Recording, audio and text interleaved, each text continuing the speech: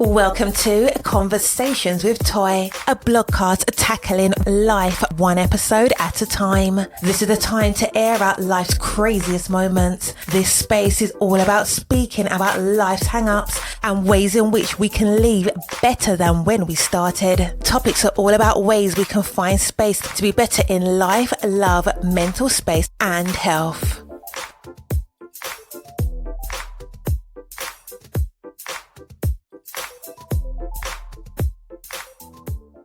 There are about two stories that took place on the internet this week that I want to talk about because they both deal with mental health and self-care, at least in my personal opinion. Now, before we get into the conversation, let's keep in mind that I am not a licensed professional. I am only a medical advocate. So make sure that you do what's best for you, as well as make sure that you seek actual care from those who actually are licensed to give it. Love to give a good disclaimer, so let's get into the conversation. So there are two stories that are going on, and I think that they are both equally important when it comes to those who identify with having some sort of mental health issue. And as you are identifying, it's also going to change the way that, you're perceived, or the way that you go about looking at situations, because your mental health does flex. It does have everything to do with that situation. So let's get into the first conversation. The first conversation goes to, all right, so the first story comes from a woman who seemingly, both actually stories look like the women are both having like some type of psychological breakdown, some type of mental health situation where one of them unfortunately harms and kills several people, one being their 8-month-old baby, and then the second, their partner. This first situation, again, they didn't get to the part where they harmed anyone, but they were at the point where you can legitimately tell that there was something wrong. The reason why I'm talking about both of these situations, because one, it's a hot topic that's happening on these internet streets, but the second part of it is that, again, people forget, not me, but people forget the concept of when someone's having a mental health situation and they start to mix religion with it, it's always to discount the other. That means that the religious will take the most part of being the focus, and the mental health will take a back seat. One thing about your mental health, whether you want to ignore it or not, is that it's not going anywhere. So you can ignore it and say, okay, everything is fine, or everything isn't, but I'm only going to focus on this one part. But life doesn't, mental health doesn't, your mindset does not usually change. And when it's usually in the thick of it, especially if it's a mental health issue, you can't really turn that off. So it's going to continuously come back. It's going to continuously be an issue.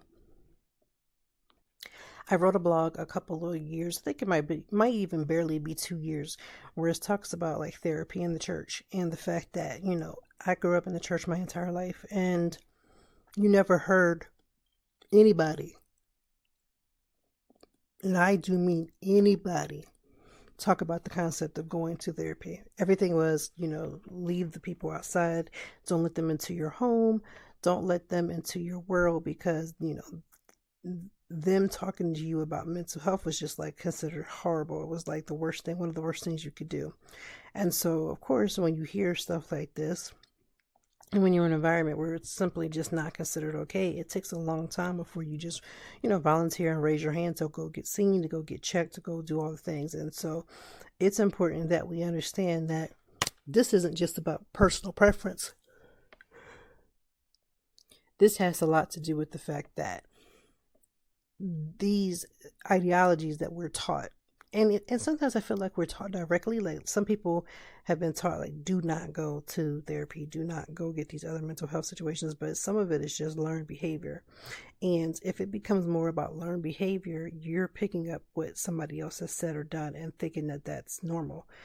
It took me a long time before I can consider like, okay, yeah, if I have an issue, something's coming up, I don't have to wait even till just my next appointment. If I need to speak a little sooner, it's okay for me to call and say, I need some more assistance. But again, this is not a normal conversation. And I really do feel sorry for the two women, because again, neither one of them, in my opinion, kind of acknowledged fully the fact that their behavior now has a lot to do with how they were perceiving themselves. A lot of it, right? And I think that happens to all of us. We have somebody that may be battling cancer. They start to look different. Their body looks different. They're going through. And so you tend to semi-forget some of the basics and when it takes time to take care of yourself.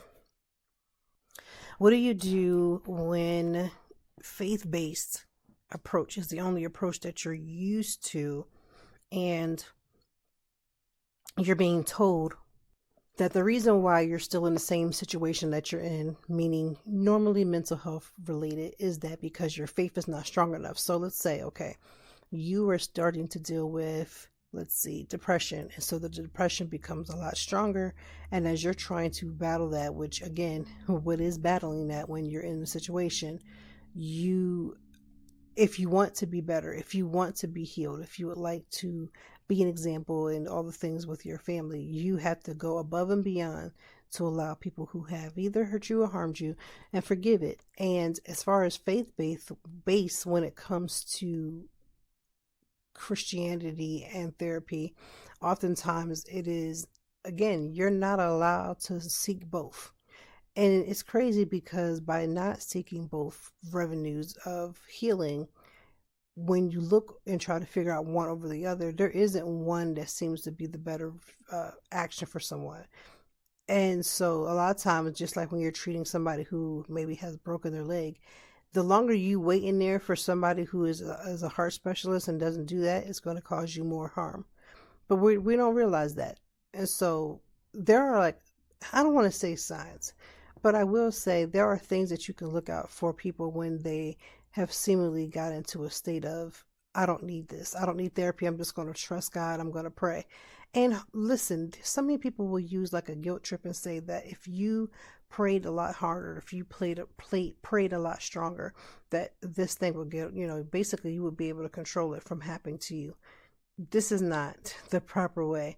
I want everybody, when they go home today or while you're listening to this podcast or whatever you're doing while you're listening to this podcast, is that you need to clean out the things that are no longer serving you. And even the thought process, even continuously listening to things that's telling you and challenging you to not seek help just because help looks different than simply just a prayer.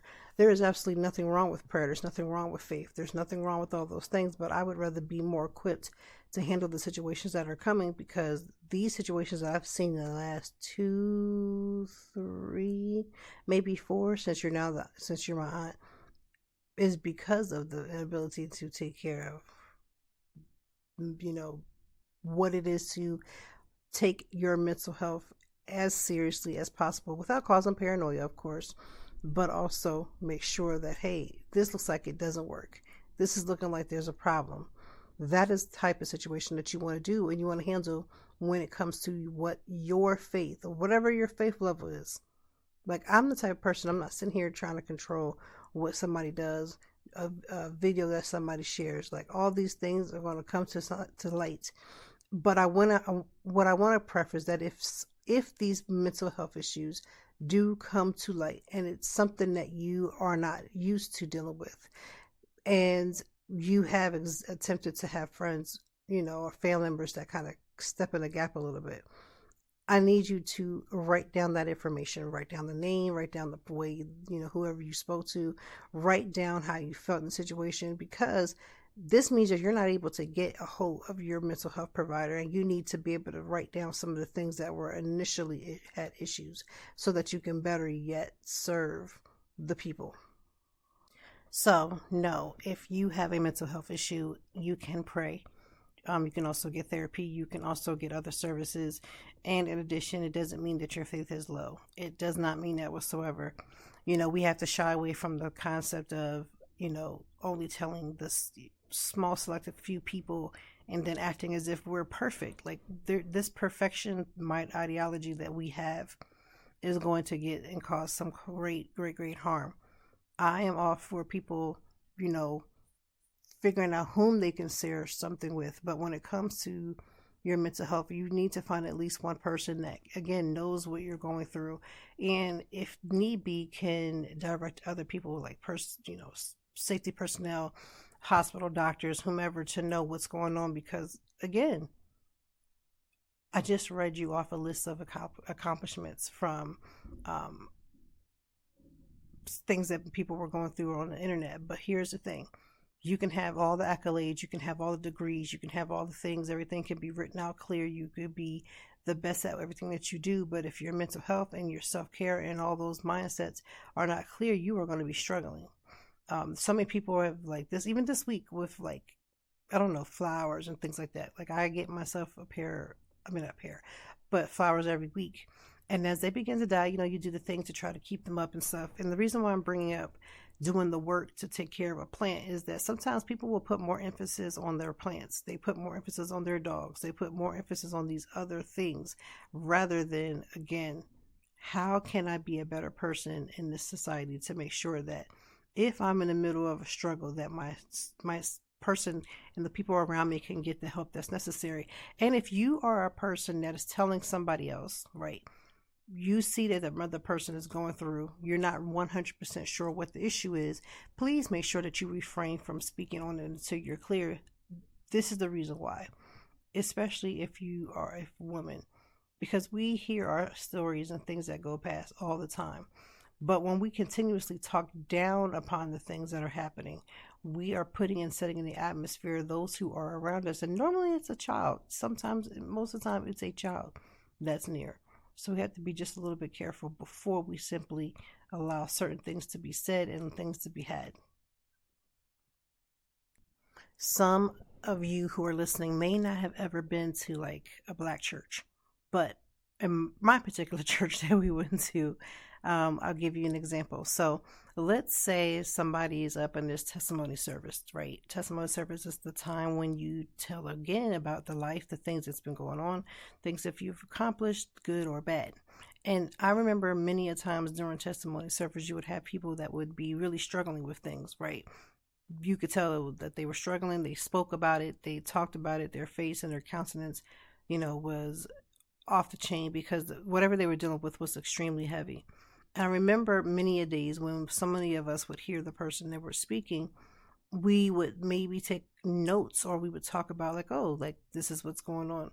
Well, here is the thing. Just like at testimony service, when you're saying, hey, these are things that's going on, oftentimes people, when they speak in general, will talk about things that they have on their heart that's pressing. And the more that they're pressed about it, the more that they're having, type of conversations with themselves or even out loud about certain things that they're struggling with. These are things that if you believe in the power of prayer, that you can pray for somebody and pray with them. But I want us to take that a step further. This is when we have to start seeking out help for those who are in need of it, those who are willing to receive it, because there's no reason why you can't be faith-based and a mental health advocate, even if the advocacy is for yourself. How do you speak up in certain situations when you feel that your emotions or something that you're dealing with is too far gone for you to feel like you can get a relief? Checking in and having mental health check-ins is extremely, extremely important. So when was the last time you came together with a group of friends and say, hey, is everything okay? And then they said, you know what? No, everything's not okay. And this is what's happening and that's what's happening. What do you do? How do you comfort somebody? Do you use your faith-based skills where you combine the things of, hey, let me find out how I can help physically. In addition, let me also pray for you and with you. So I used to always, when people would say, keep me in prayer, I'd always pray right then, like say my prayer for them right then, because we forget. Sometimes we forget. And I want us to try it again when we're talking about faith-based and mental health. I want us to try to fuse the two together, not just for events so that we can bring in, make sure we have bodies and seats for events, but also just in real life.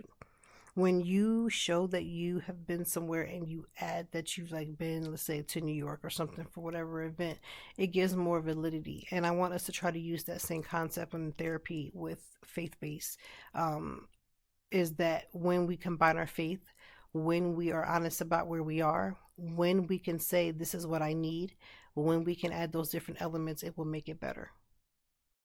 So let's just have a recap of the certain things that have been going on these internet streets. Well, this week we see that fellow Heisman Trophy winner Oj Simpson has passed away, as represented from his family says, from cancer. If you've ever been a follower of Oj Simpson, then you are fully aware that he was a very charismatic man, and um, he's also well known for not necessarily being fully rewarded for his behavior, as many believe that he killed his ex-wife and her lover. And now that he has passed away, there have been quite a few reactions to his death. Some of them have been, I'm so appreciative. Thank you so much. I'm grateful for this. And then there's been folks that have been like, oh, well, Caitlyn Jenner, for instance, I believe is the one that said good riddance, good riddance to a man who had a life. Now, here's the thing. If you know anything about life, the way you live is the way that you sometimes can perish. And in the midst of that, the way that you live dictates the level of people's care level for saying, okay, let's pray for his family, let's pray for certain things. People be timed out. And I feel like that's what we're experiencing.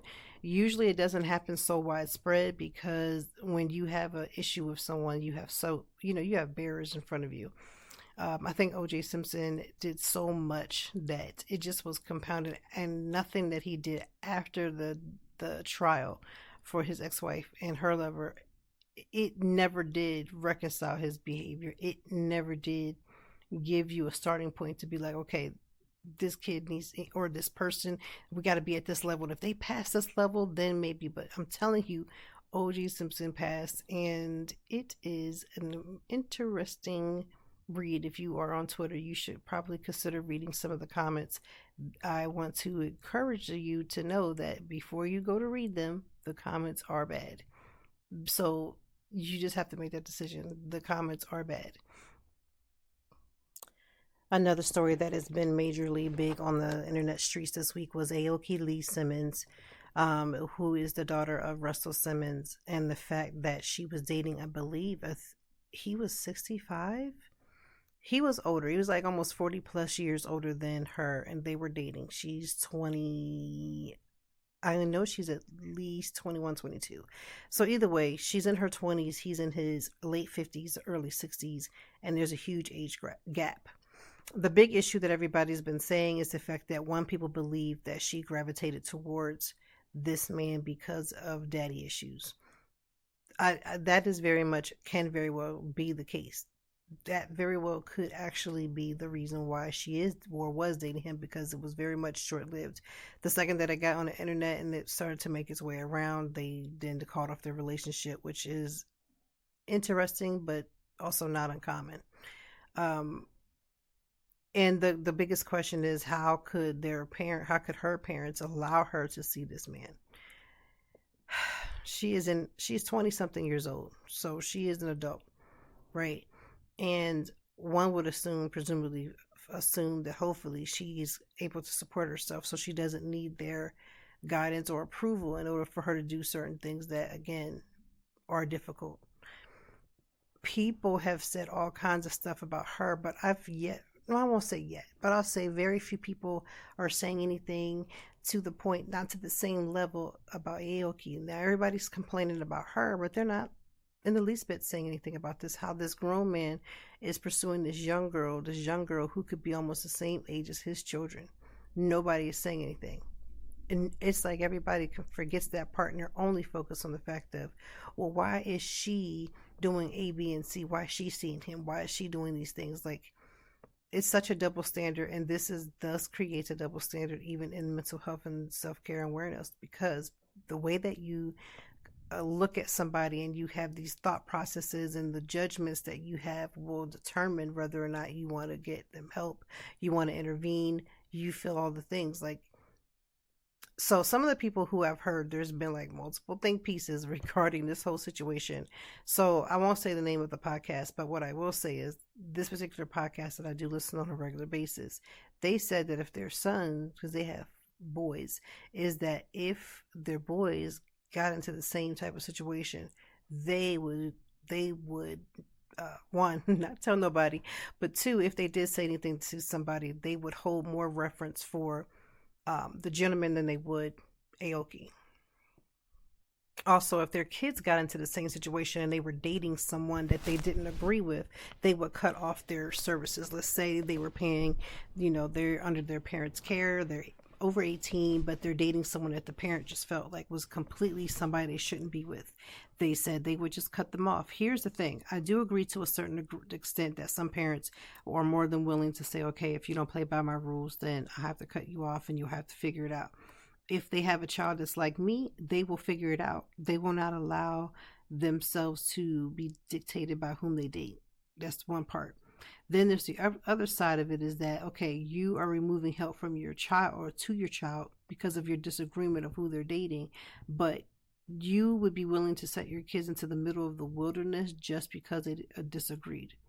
I think that is the part that I'm just like blown away at the fact that people would be okay with saying my kid's is preference, and if your child is having something that's so well, but I'm not about to just like, I'm going to take a preference. I'm going to be like, okay, I'm here for this person, I'm not here for that. And these preferences that we have are just so based upon our own judgmental thoughts.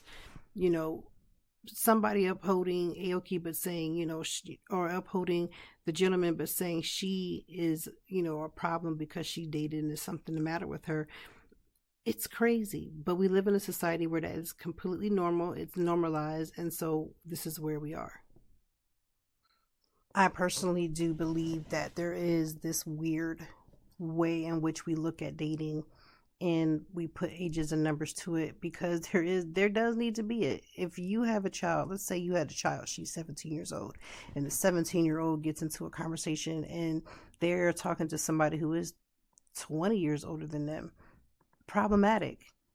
But let's also talk about the fact that Aoki's parents lived in a different time where obviously we turned our back. I feel like we sometimes with the failure to some of these things after a while, because when Russell Simmons was talking to Kimora Lee Simmons, which is his ex-wife, a lot of things was normalized. Why is it okay for some 17-year-old to be in the company of any person that's 18 or over? Because what are they doing? Like, what type of conversations are they having? What are we having in common? And how are we proceeding with this relationship? And the fact that sometimes, and this is a woman or a man or a boy or girl thing, we just bring sex into everything, and sex meaning the orientation of who the person is. And if it's a boy, we try to like high five it. Oh, this, your own boy was able to snack an old cougar. She was, he's, messing with this girl, she's 30 years younger than him. And so it becomes a badge of honor, where if that was a woman doing the same thing, we don't call that out. We just kind of like turn a blind eye to it, but it does matter. So we need to just try to find people that we can vibe with that are on our level. And yes, love is love. You can't help who you fall in love with. But if it's something that's illegal, if you are breaking a law for your relationship to be, a thing, I think you probably should err on the side of the law, because when you don't, you can lose it all. You can literally lose it all. So we talked about this story before. The young boy, the 6-year-old who shot his teacher, the former assistant principal was charged because they felt like she didn't do enough to protect the teacher. And I almost agree with that. I don't even want to say I almost agree with that. I actually do agree with that. Here's the thing. There were several warnings that were given that students had seen the boy possibly with a gun. Other teachers had seen it and then said something to the principal, who didn't do anything to say, check his backpack or anything like that. And then therefore the situation happened. His mom has already been charged, and I think she's serving 2 years for her negligence and the fact that the gun came from the parent. Like, guns don't come from kids. Kids don't normally have them. They come from some other person, usually an adult or some other older child that supplies them. And so I agree. I feel like the principal, the former assistant principal, should be charged. It's going to be interesting to see how that goes, and what happens with that case. They're no longer just letting people go to schools in different proximities and just shoot at people or cause harm, and just letting that go.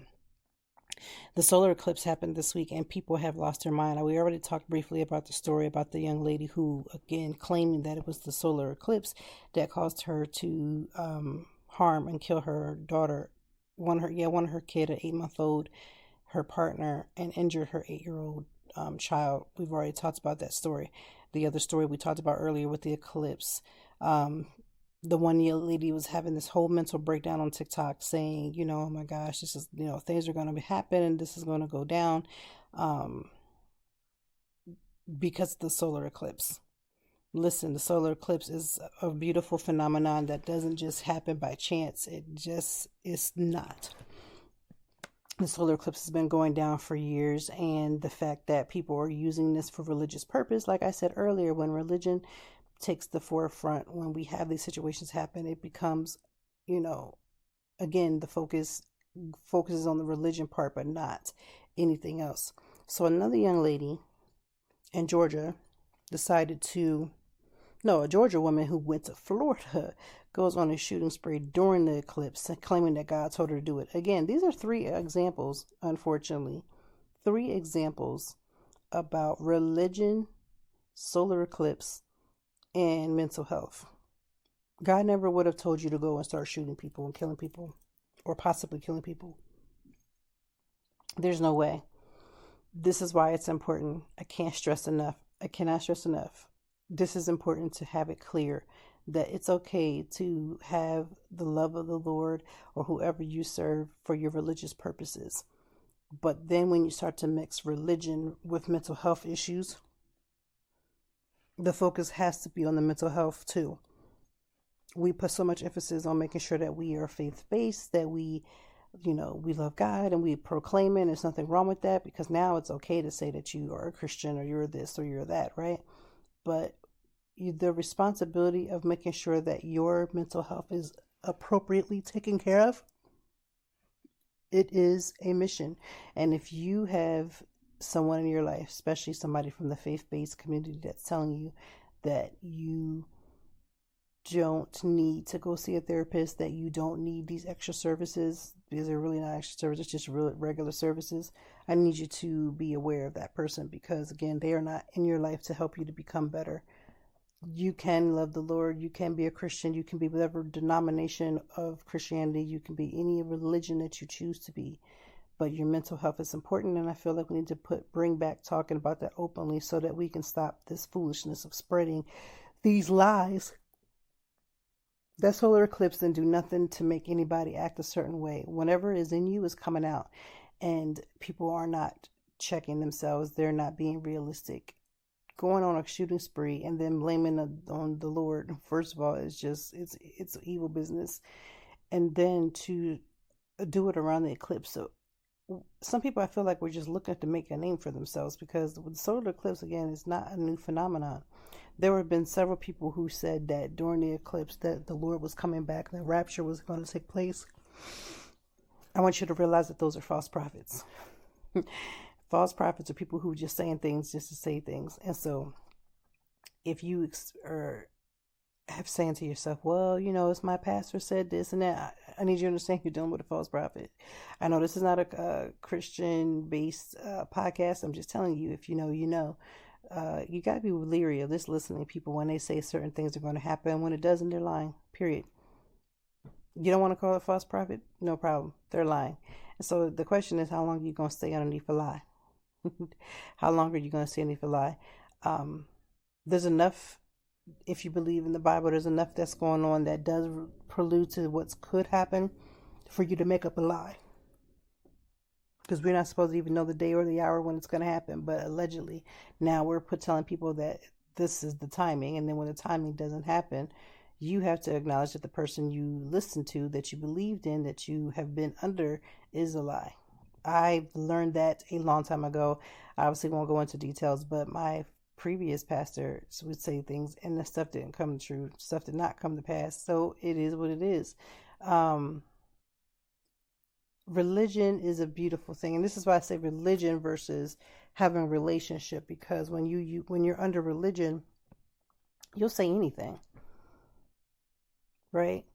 But we need to use the skill sets of the people who have been doing the work to make sure that they can take care of people like yourself, like myself, who deal with different gamuts and levels of mental health.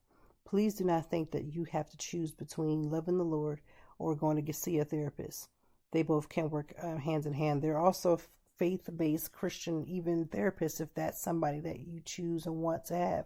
When you go to therapy, I don't think people understand. It's like you do get to kind of a la carte what you want. If you prefer a woman or versus a man, you can do that. If you want somebody who is transgender or a part of the BTQ plus community, you can choose that. You get to choose who you get to seek the services of, and whatever resonates with you, then I suggest you go underneath them, right? Next week I want to talk about an organization called PCA. It's Philadelphia Children's Alliance, so we will talk about them next week on the podcast. I hate saying so many times. I hope that you do have a good week. I am appreciative of all the listens, the shares, and all the things. Today is the concert with Joy Carter, so those who are going to the concert, have the most amazing time. If you're not sure who Joy Carter is, I want you to listen to the episode from last week as we talk about her amazing life. And you guys are so great. We will be back next week with another episode. I am excited. And I hope you all have a great week. Remember, this is the time for you to do something for yourself. I get it. Weekends come and we focus on replenishing all the things. We go grocery shopping, we clean the house, we do all these different chores, and we do all these errands, and we're running around to prepare basically for Monday. But I want you to find at least one activity that resonates with your soul, that has nothing to do about your extension of other people. I want you to have that one activity, and I want you to indulge and have an amazing time doing so. So that is the end of this podcast. I hope that something that you heard resonate with you. I hope that made you feel at least seen, heard, or at least talked about some of the topics that's been going on this week. This has been a heavy news week because of the eclipse. My family, we had an amazing time experiencing the full eclipse. It was an experience, and I'm so grateful. So for those who enjoyed it, let me know. Let me know how much you enjoyed the solar eclipse. For some people who were in the path of complete totality, I think Philadelphia was only under a 90%. But let me just say how much that did change how dark it did truly get around us. So it was an experience. And I hope that with my kids, I was able to celebrate it with 2 out of 3 of my kids. Because I got an older child who's loving high school. And that means she makes the decisions about somewhere she goes and hangs out and do things. And so I respect that. But we had a great time. And that is the episode. Thank you for listening to Conversations with Toy. Thank you as always for joining me. And I know that even in the deepest or joyful conversations, that there's something we can learn and apply. Until next time, I hope that you are doing better. If not, we will be back to talk some more and handle it. Peace to you and yours. Stay grounded.